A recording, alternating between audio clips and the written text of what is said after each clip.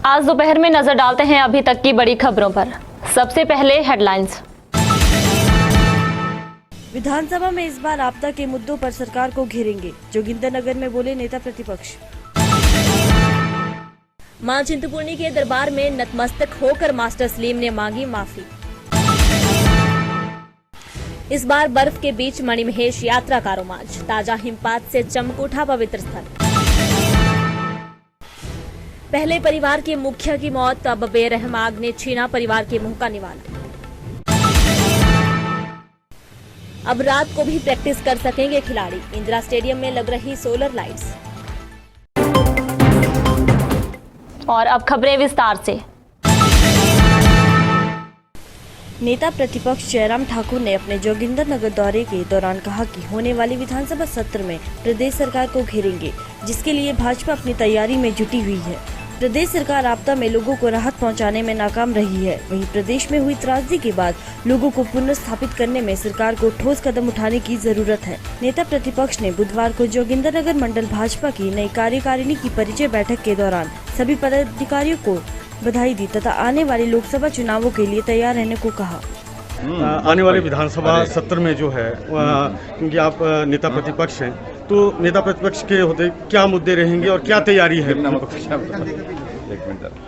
तैयारी क्या है जी? देखिए, विधानसभा का सत्र अभी जब होगा तो उस वक्त उसके लिए मुद्दे निर्धारित करेंगे। निश्चित रूप से अब की बार आपदा पर बहुत सारी बातें चर्चा करना चाहेंगे सभी सदस्य, और भारतीय जनता पार्टी भी उसमें बहुत डिटेल में चर्चा में भाग लेना चाहेगी, क्योंकि त्रासदी के कारण बहुत सारे लोगों के घर उजड़ गए हैं और निश्चित रूप से उनको रिहेबिलिटेट करने के लिए, उनको फिर से पुनः स्थापित करने के लिए सरकार क्या कर रही है, इस बात को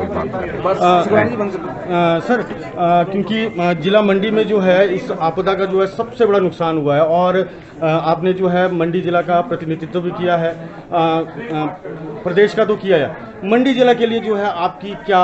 ऐसा जिले के सामने जहां नुकसान हुआ है जी, वहाँ मदद होनी चाहिए, अच्छी तरह से मदद होनी चाहिए। इस बात के लिए हम सरकार के सामने बात करेंगे। Thank you.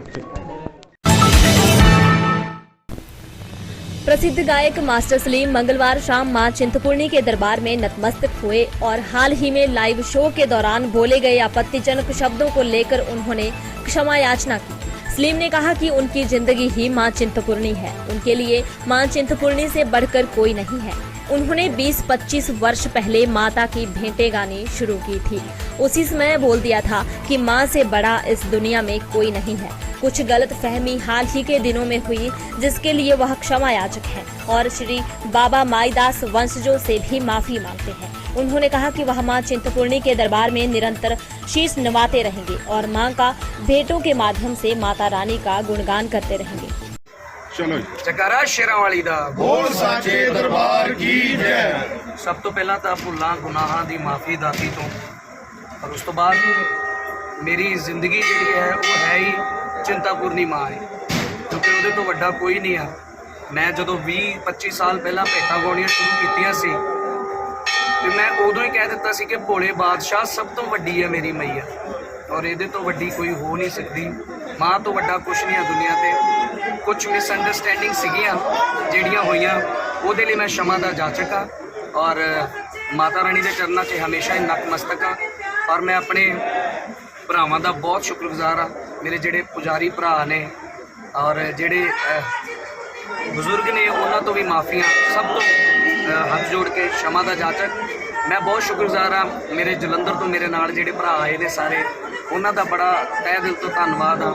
ਬਾਕੀ ਸਾਰੀ ਕਮਿਊਨਿਟੀ ਦਾ ਵੀ ਬਹੁਤ ਸ਼ੁਕਰਗੁਜ਼ਾਰ ਹਾਂ ਔਰ ਮੈਂ ਇੱਦਾਂ ਹੀ ਸੇਵਾ ਕਰਦਾ ਰਹੂੰਗਾ ਜਿੱਦਾਂ ਮੈਂ ਭੇਟਾਂ ਪਹਿਲਾਂ ਗਾ ਰਿਹਾ ਸੀ, ਹੁਣ भी गाँदा रहूँगा, अगे भी गाँदा रहूँगा और माता रानी के चरणों से आके आशीर्वाद ले। मणिमहेश डल झील पर 4 इंच ताजा हिमपात हुआ है, जबकि गौरीकुंड में 1 इंच बर्फ गिरी है। इनसे जुड़े वीडियो दिव्य हिमाचल टीवी के श्रोता पपरोला निवासी जसी ने साझा किए हैं। उन्होंने बताया कि करीब 1 घंटा तक डल झील और गौरीकुंड में बर्फबारी हुई है, जिसके बाद ऊपरी हिस्सों में मौसम खुल गया। डल झील की ओर यात्रियों के जाने का क्रम जारी है। बता दें कि मंगलवार को मणिमहेश डल झील और गौरीकुंड में बर्फबारी हुई है। हालांकि अब मौसम क्षेत्र में खुल गया है। और यात्रियों का डल झील की ओर जाने का दौर जारी है। बता दें कि मणिमहेश यात्रा का आधिकारिक तौर पर आगाज 7 सितंबर को होने जा रहा है, जबकि जन्माष्टमी का स्नान आज 3:38 पर आरंभ होगा।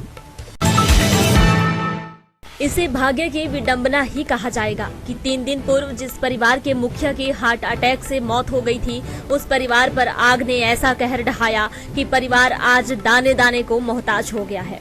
चौपाल में बेहद गरीब परिवार से संबंध रखने वाले ग्राम पंचायत किरण के ठंगाड़ निवासी हंसाराम की 2 सितंबर को मौत हो गई और अब घर के रसोई घर में सिलेंडर फटने से भड़की आग ने खाने पीने के सामान सहित सब कुछ राख कर डाला। परिवार के समक्ष आजीविका चलाने की समस्या खड़ी हो गई है। शुक्र ये हुआ सर कि थोड़ा दरवाजा बहाने की वस्तु जी मेरे को। अगर तो वो पकड़ दी थी तो रंग में आ गया सब नहीं हमारा ₹5 देते तो पानी मेरे हाथ जड़े मैंने तब नहीं रेगुलेटर दे दो कुछ सब ना करें तब अपनी सरकारी का मैं बाहर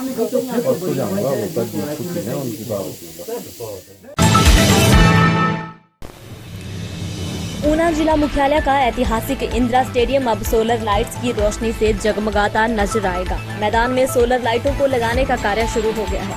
महज 2 दिन में मैदान के बीच करीब 20 सोलर लाइट्स को स्थापित कर दी जाएगी।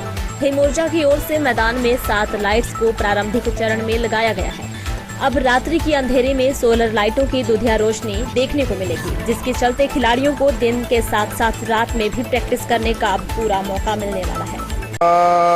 इंदिरा ग्राउंड में जो लाइटें लग रही हैं उससे फ़ायदा तो अवश्य ही पहुंचेगा, क्योंकि रात में काफ़ी ज़्यादा बुजुर्ग, बच्चे, छोटी लड़कियां कभी कभार वो सैर पे नहीं जा पाते थे। जैसे हमारा इंदिरा स्टेडियम है वो सारा का सारा जंगल इलाका है, एकदम जंगल से घिरा हुआ है, तो वहाँ पे सांप कछुए का डर रहता है।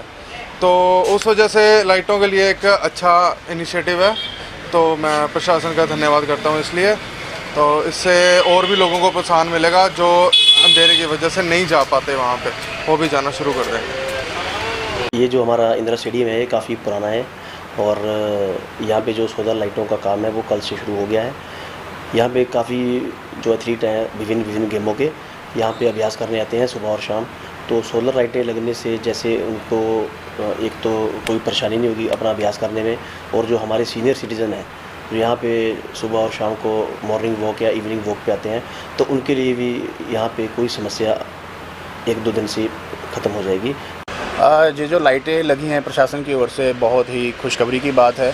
और हमारा जो ऊना डिस्ट्रिक्ट है उसमें काफ़ी ट्रैफिक रहती है सुबह शाम, तो लोग जो सैर पे नहीं जा पाते थे अब जो सोलर लाइट्स लग रही हैं तो उससे उनको काफ़ी राहत मिलेगी और वो सुबह शाम ट्रैफिक के मतलब रोड पे नहीं जाके वहाँ पे ग्राउंड में जाके वो सैर सपाटा कर सकते हैं और एंजॉयमेंट भी कर सकते हैं।